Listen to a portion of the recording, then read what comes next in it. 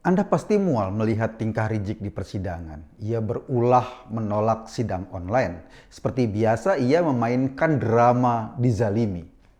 Rizik dijadikan tersangka karena melanggar undang-undang karantina kesehatan. 3 perkara sekaligus menghadangnya.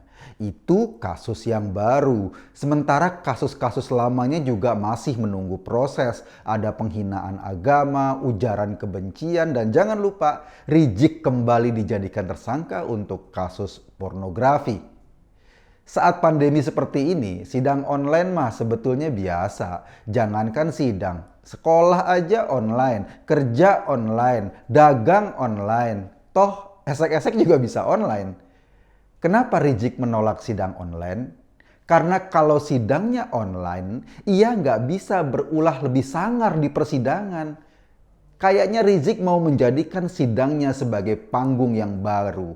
Panggung itulah yang diharapkan dapat kembali membakar semangat pengikutnya yang kemarin mulai loyo. Kita tahu pemerintah sudah melarang segala aktivitas FPI. Sebetulnya bukan pelarangannya yang memukul kelompok itu, tapi yang membuat gerombolan ini mendem karena rekening organisasi itu diblokir pemerintah. Pemblokiran itulah yang memangkas energi mereka sampai ke titik nadir. Rizik tahu itu, jika ia tidak berulah di persidangan, pengikutnya akan pelan-pelan melupakannya. Ia cuma jadi pesakitan dengan serenceng tindak pidana. Apalagi Bohir yang selama ini turut membiayai juga nggak mau berhubungan cuma dengan seorang pecundang. Makanya Rizik harus tetap eksis jika ia tidak mau tenggelam dilupakan orang. Ia harus tetap memperlihatkan perlawanannya meski dengan cara yang paling norak sekalipun.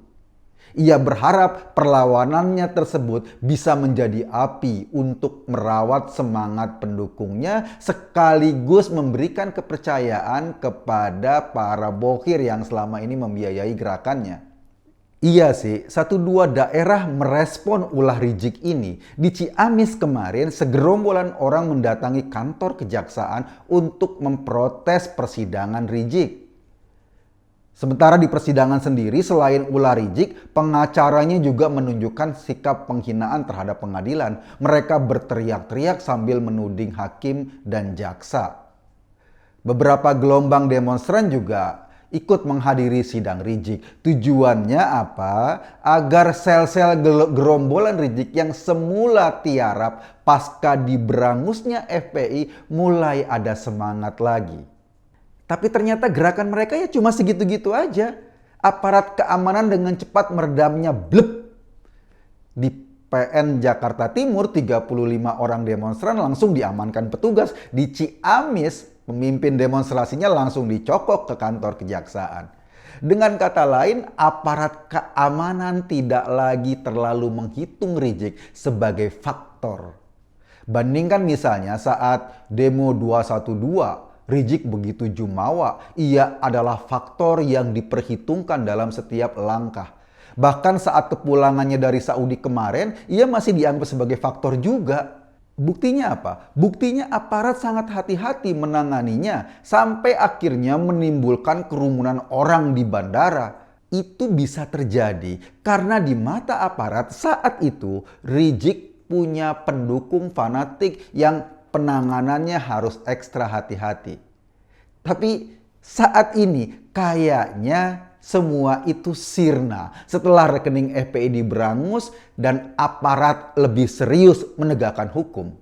Terbukti Rizik ya bukan siapa-siapa selain lelaki bermulut kasar dan doyan melanggar hukum. Rizik memang tetap berulah seperti tabiatnya selama ini, tapi di mata aparat ulahnya itu ya kayak anak kecil yang ngambek. Dengan kata lain, Rizik hanya seorang terdakwa dengan serenceng kasus. Jadi apapun ulahnya di persidangan itu tidak lagi menjadi bahan penting untuk dipertimbangkan. Sidang akan terus berjalan. Jika Rizik menolak hadir akan merugikan dirinya sendiri. Provokasinya udah nggak terlalu laku lagi. Selain Rizik, Orang yang kayaknya ada di sisa-sisa kekuatannya ya Amin Rais. Meski pamornya sudah melorot, ia masih juga mau mendompleng kasus yang berkenaan dengan Rizik. Amin Rais misalnya mau menangguk simpati dari para simpatisan FPI. Ia mendatangi istana, bertemu presiden, membawa agenda tewasnya 6 orang pengawal Rizik. Amin berkepentingan memanfaatkan isu ini. Kita tahu ia sedang membangun partai umat yang segmentasi pasarnya kayaknya beririsan dengan para pendukung Rizik. Amin berharap dapat limpahan suara dari orang-orang dengan spesies yang sama. Padahal kasus tewasnya 6 pengawal Rizik sudah ditangani kepolisian. Komnas HAM juga sudah membeberkan hasil investigasinya. Kesimpulannya nggak ada pelanggaran HAM berat. Yang ada polisi menindak gerombolan yang bermaksud menyerang mereka dengan senjata api. Tapi Amin nggak peduli dengan fakta itu.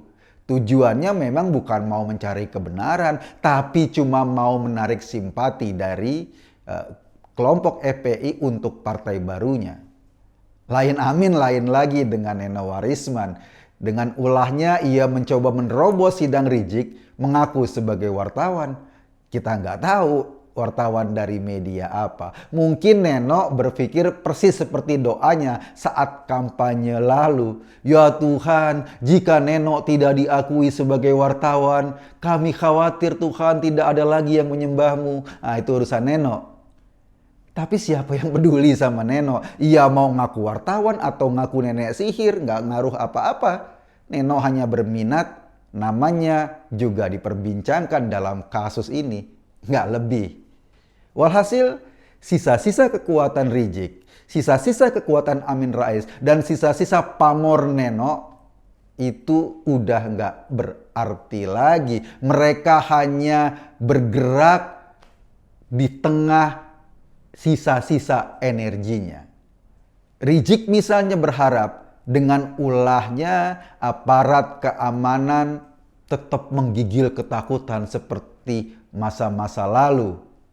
Dengan begitu aparat keamanan dipaksa untuk mengikuti kemauannya. Kenapa itu dilakukan? Agar Rizik tetap terlihat punya power di hadapan pengikutnya.